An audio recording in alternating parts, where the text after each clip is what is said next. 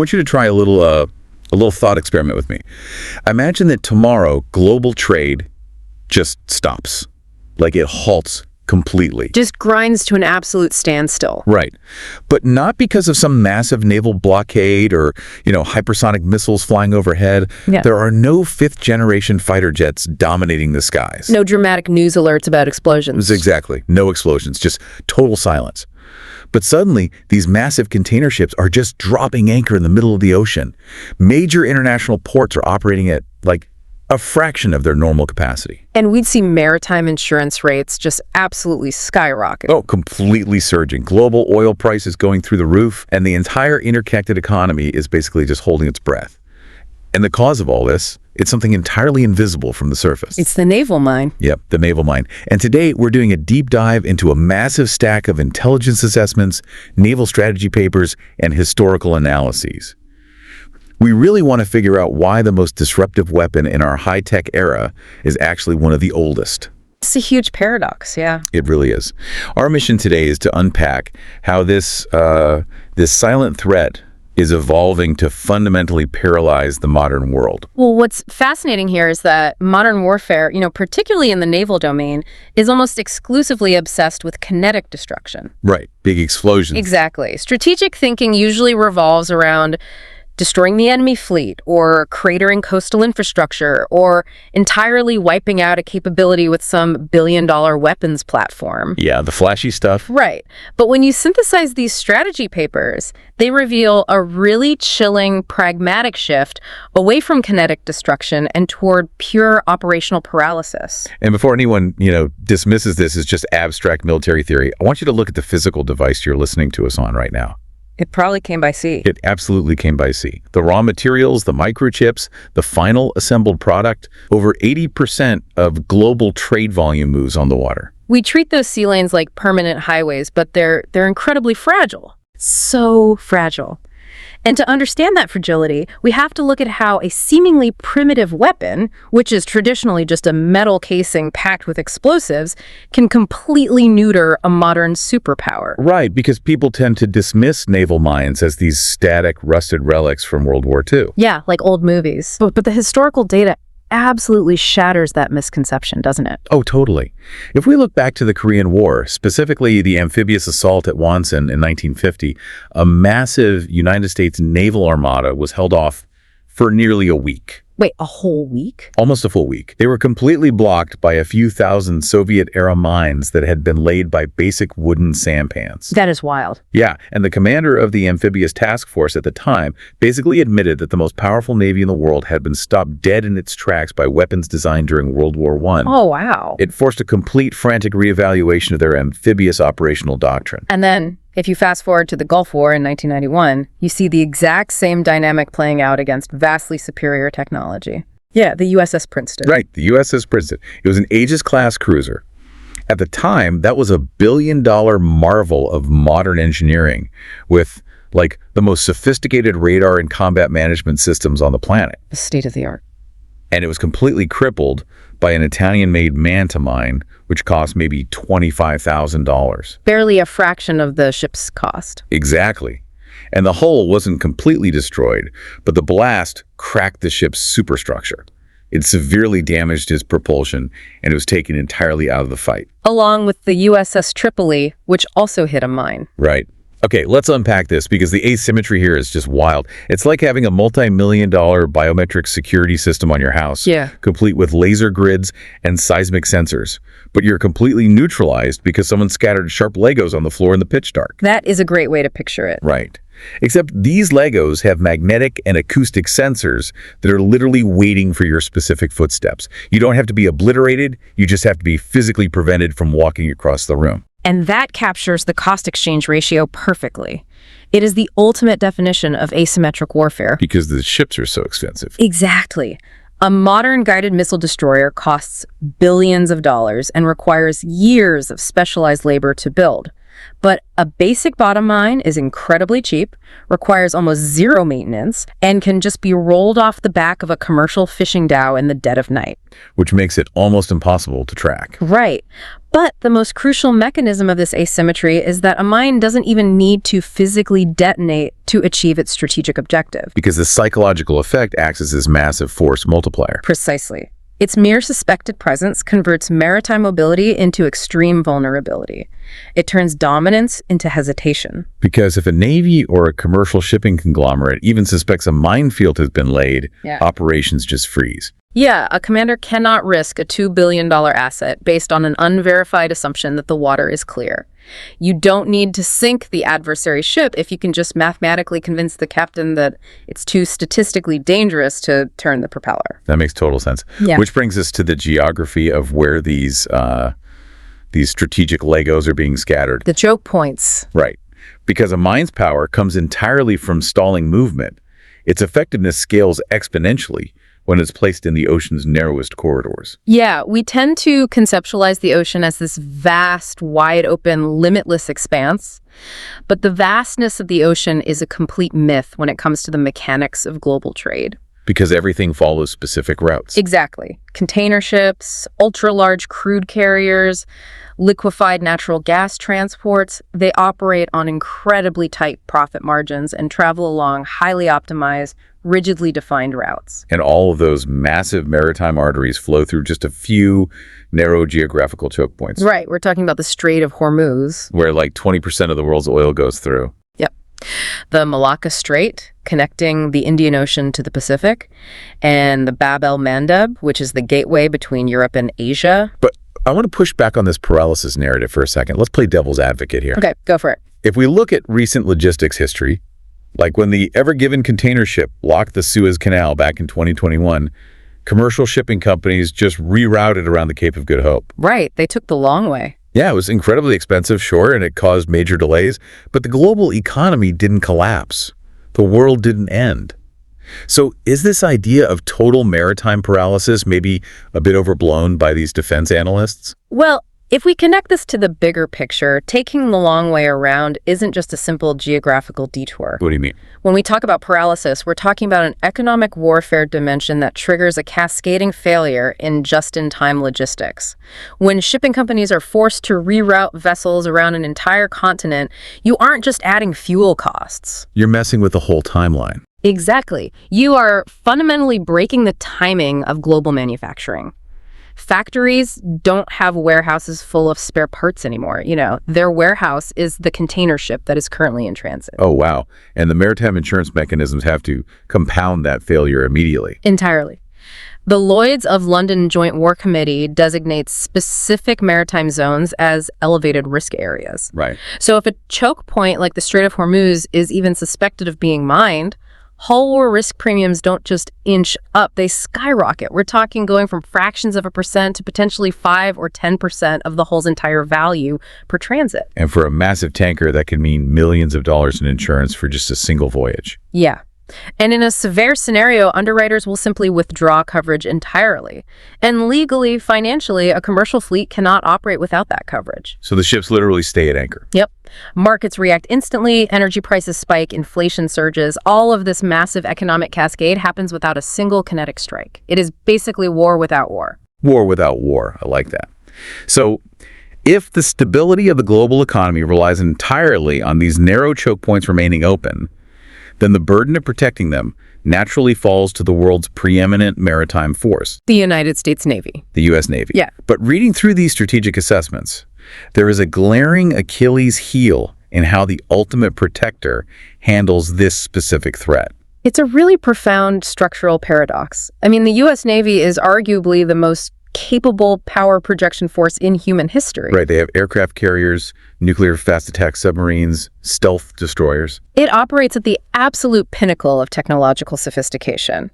But overwhelming power projection does not automatically translate to resilience against low-intensity asymmetric area denial. Meaning they aren't equipped for the slow work of clearing mines. Exactly. The traditional mine countermeasure, or MCM, platforms are rapidly aging out of the fleet.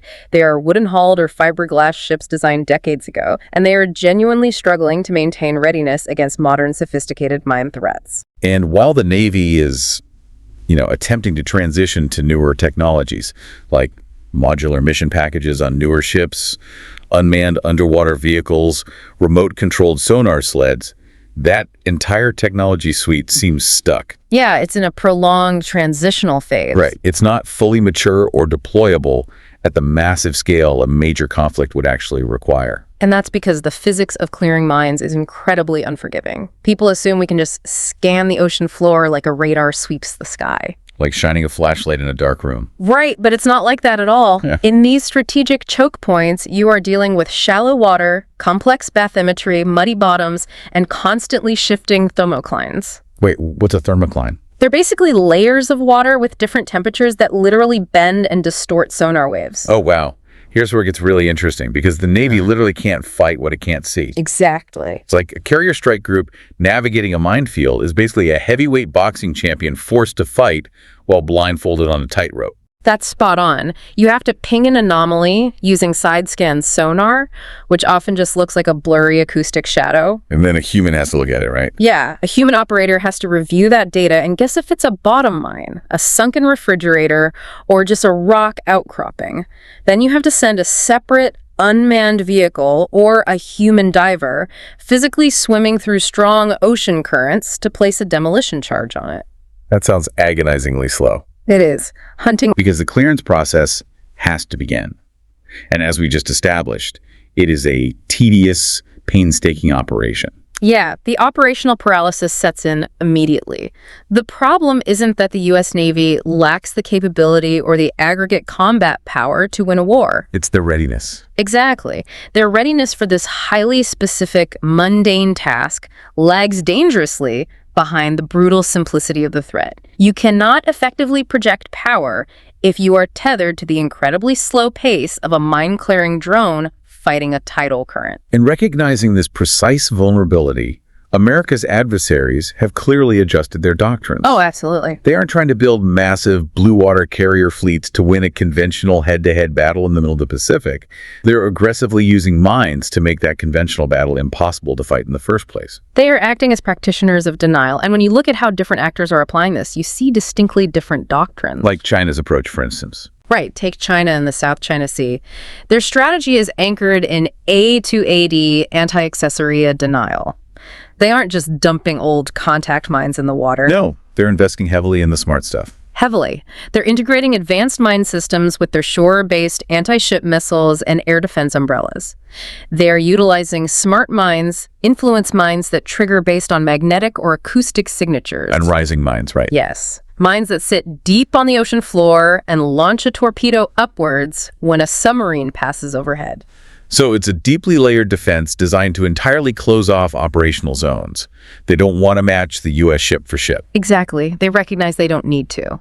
If they can saturate the first island chain with enough sophisticated multi-trigger mines, they create a maritime environment that is simply too mathematically dangerous for an external surface action group to enter. But this strategy isn't one size fits all, is it? When you look at Iran in the Persian Gulf, it's a completely different doctrine. Yeah. Totally different. While China is playing a long-term, highly integrated technological game, Iran focuses on localized, intense leverage. Because they want to control the Strait of Hormuz. Right. Their naval doctrine is heavily reliant on speed, surprise, and swarm tactics. They integrate fast attack craft and coastal missile batteries with rapid mine lane capabilities. And they use the environment to their advantage. They do. They utilize the naturally murky, noisy acoustic environment of the Gulf to hide their deployments. They know a protracted conventional naval war against Western forces is unwinnable. But they don't need a protracted war. A rapid surprise mining operation using hundreds of cheap localized mines would instantly shift the geopolitical balance. Exactly. It buys them a strategic window where international markets panic, energy prices surge, and opposing navies are forced to halt and slowly sweep the strait. And what's really scary is that the barrier to entry for this kind of disruption is plummeting. It really is. It's not just nation-states with massive defense budgets anymore. When you look at the operations of non-state actors in places like the Red Sea, we're seeing the complete democratization of disruption. That's a great way to put it. Yeah, you no longer need a massive industrial base or a sophisticated submarine fleet to hold global supply chains hostage. You just need a specialized militia with a small craft commercially available GPS, and basic contact mines. And this raises an important question about the fundamental nature of maritime power in the 21st century. How so? Well, for centuries, naval strategy was firmly rooted in the concept of control. A nation built a massive, heavily armed fleet to control the sea, which guaranteed its own freedom of navigation and allowed it to project power ashore. Right. But the proliferation of these asymmetric weapons signifies a profound shift from control to denial. Because if your primary objective is simply to disrupt the global economy or protect your own coastline, you do not need to control the sea. You just need to successfully deny it to everyone else. And denial is vastly cheaper, vastly easier to achieve, and much harder to counter than control. In a multipolar world filled with rising regional powers and highly capable non-state actors, sea denial is rapidly becoming the dominant strategic choice. And as if cheap, static explosives weren't terrifying enough, the source material reveals that the next generation of naval mines is getting a massive high-tech upgrade. Yeah, this is where it gets truly sci-fi. We're moving away from dumb metal spheres bobbing in the water to active intelligence lurking beneath the surface. The technological leap is just staggering. We are looking at the widespread deployment of next-generation smart mines. These have actual sensors, right? Yeah, they're encapsulated systems equipped with sophisticated acoustic and magnetic sensors that process data locally. They don't just detonate when a hull bumps into them. They listen. They do. They process the specific cavitation noise of a ship's propeller. They can analyze the acoustic signature and logically deduce, that is the signature of a commercial single-screw freighter, let it pass, and then remain dormant until they hear the specific acoustic profile of a military fast-attack submarine. So they wait. They adapt to the environment. The intelligence assessments even suggest they can communicate with each other, right? Yeah, through acoustic modems. They can coordinate an attack or prevent multiple mines from targeting the exact same vessel. That is terrifying. And then you add underwater autonomous drones to the mix. Right. Extra large, unmanned underwater vehicles, essentially autonomous drone submarines that can covertly slip into contested waters and deploy these smart minefields perfectly without risking a single human life. And tying this entire ecosystem together is AI. Artificial intelligence is optimizing the placement density, the dormancy periods, and the activation triggers of these minefields. So what does this all mean? The papers call it dynamic denial. And I gotta say, that phrase genuinely alarms me. It should. It's no longer a stationary rock you just have to steer around. Yeah. The rocks are now thinking, they're communicating, and they're waiting for you. It completely upends the mathematical models for mine countermeasures. We already discussed the agonizingly slow physics of clearing traditional mines. Yeah, the blindfolded boxer. Now imagine a clearance team trying to sanitize a strait, but the minefield is actively adapting to the acoustic signatures of the clearance drones. Oh, man. Unmanned systems and AI offer a lot of theoretical promise for hunting these threats, but the deployment logistics and the scalability of counter-AI systems are severely lagging. Time is the one luxury a commander simply does not have in a modern conflict. Which brings us to the signature take from these strategic texts. Yeah, the overarching synthesis here is that naval superiority, as it has been traditionally defined and measured for the last century, is an illusion. Because it's conditional. Highly conditional. You can dominate the surface and the skies, but if you rely on logistics and movement, your superiority is entirely conditional on safe passage. Wow. The future of warfare belongs to whoever can operate despite profound, highly intelligent uncertainty beneath the surface. Okay, let's pull all of this together. We started by looking at a supposedly obsolete weapon, right? And we traced how its strategic placement in global choke points can basically freeze the maritime economy. A catastrophic financial cascade without a single kinetic strike. Exactly. We explored how it paralyzes unmatched naval superpowers and saw how AI is turning these silent traps into thinking adversaries. It demands a fundamental recalibration of how we assess global security, and it leaves us with a highly unsettling strategic implication to consider, particularly when we extrapolate that AI development. What's the final thought here? If we are genuinely entering an era where autonomous, AI-driven smart mines can wait, adapt, and communicate beneath the surface, what happens when a conflict officially ends, but these interconnected thinking weapons refuse to stand down? Oh, wow. So the AI decides the war isn't over. Exactly. If the AI's internal parameters aren't satisfied, or if the network gets severed from human oversight, we might be laying the groundwork for ocean zones that are permanently denied. Not just to navies, but to humanity itself. a permanent, invisible wall in the ocean. Well, thank you so much for joining us on this deep dive. It's been great. We hope this helps you look out at the ocean just a little differently the next time you stand on a beach, or the next time you track a package coming from overseas. Because as we've uncovered today, the biggest threats in our world are very often the ones making the absolute least amount of noise. Thank you for joining us on this Strategic Vanguard podcast. If you found value in this analysis, don't forget to like, share, and subscribe to our channel. We bring you fresh podcasts every Monday here on YouTube and Rumble, and you can also catch the audio versions on Spotify and Amazon Music. Just search for Strategic Vanguard Podcast. For more insights, articles, and discussions, subscribe to our blog at strategicvanguard.com. Your support helps us grow and bring you more in-depth analysis on defense, geopolitics, and strategy. Until next time, stay informed, stay strategic.